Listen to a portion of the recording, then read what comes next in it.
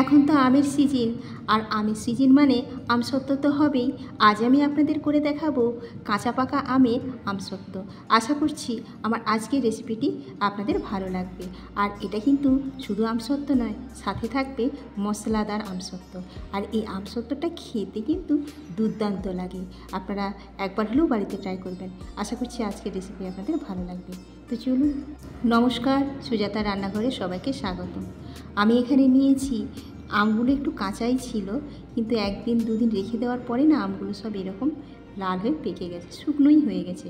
তো সেটাকে আমি এরকমভাবে কেটে নিয়েছি। এবার একটা কড়ার মধ্যে ওই কাটা আমগুলোকে নিয়ে জল দিয়ে সেদ্ধ করে নেব প্রথমে। তো জল দিয়ে দিয়েছি, এবারে এটা সেদ্ধ হবে।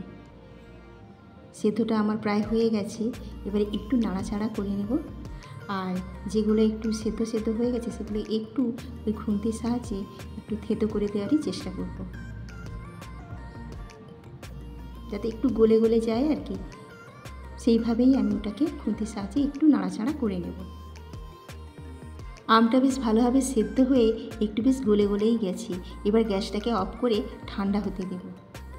কিছুক্ষণ পরে ঠান্ডা হয়ে গেলে এবার একটা ছাঁকনির সাহায্যে ওই আমগুলোকে আমি ছেঁকে নেব। ভালোভাবে ছেঁকে, মানে ওই ছাঁকনির সাহায্যে, হাতার সাহায্যে একটু ঘষে দিলে ও সুন্দরভাবে যেটা ছিবড়া মতো থাকবে সেটা উপরেই থেকে যাবে। ওইভাবে আমি সমস্ত আমগুলোকে ছাঁকনির সাহায্যে ছেঁকে নেব।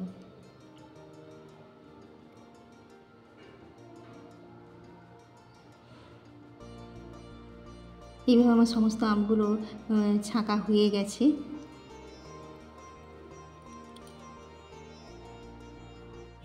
এবার ছেঁকে নেওয়া আমটাকে কড়ার মধ্যে ঢেলে দেব,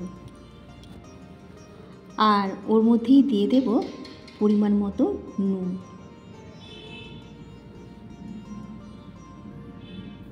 আর দিয়ে দেব পরিমাণ মতো চিনি। তবে চিনিটা দিতে হবে যে আম যতটা বেশি টক বেশি তার উপর ডিপেন্ড করেই কিন্তু চিনিটা দিতে হবে।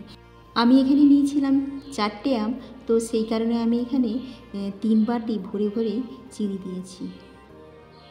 এবারে চিনিটা, আমটা বেশ ভালোভাবে ফুটতে দিতে হবে। বেশ কিছুক্ষণ ফোটানোর পরে তারপরে ওর মধ্যেই দিয়ে দিয়েছি 1 চামচ পরিমাণ চিলি ফ্লেক্স, আর দিয়ে দিয়েছি 1 চামচ পরিমাণ গোলমরিচের গুঁড়ো, আর দিয়ে দিয়েছি 1 চামচ পরিমাণ ভিনিগার। দিয়ে বেশ এটাকে নাড়তে হবে। এই জলটা যতক্ষণ না মানে ঘন হয়ে এসছে আমটা, ততক্ষণ পর্যন্ত কিন্তু এটা নাড়তে হবে।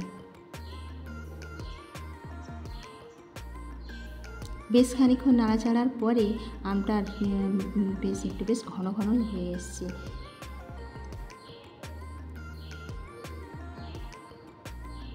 এবার এটা হয়েছে কিনা দেখার জন্য একটা প্লেটের উপরে একটুখানি ওই আমটা দিয়ে দেব। দিয়ে একটু এরকম দেখব, মানে গড়ে চলে আসছে কিনা। যদি দেখি যে গড়ে চলে আসছে না, তাহলে ওটা হয়ে গেছে।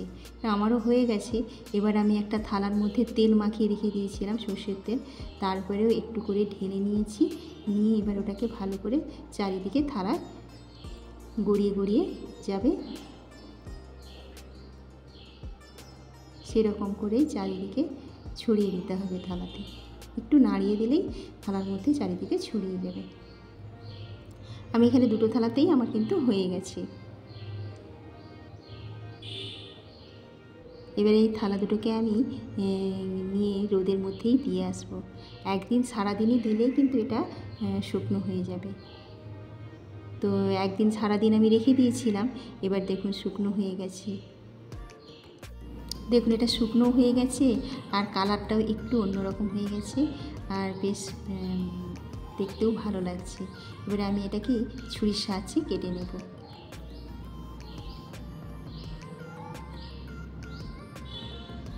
তো আমি এটা ছুরির সাহায্যে কেটে নিয়েছি।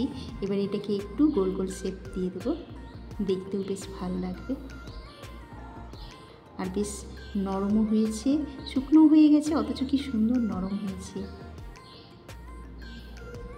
কি দারুণ দেখতে হয়েছে। তো এইভাবে সমস্ত আমসত্ত্বগুলোকে আমি গোল গোল করে শেপ দিয়ে তুলে নেব। এবার আমি একটা একটু কেটে দেখাচ্ছি। কি সুন্দর দেখুন, নরম, অথচ কি ভালো হয়েছে।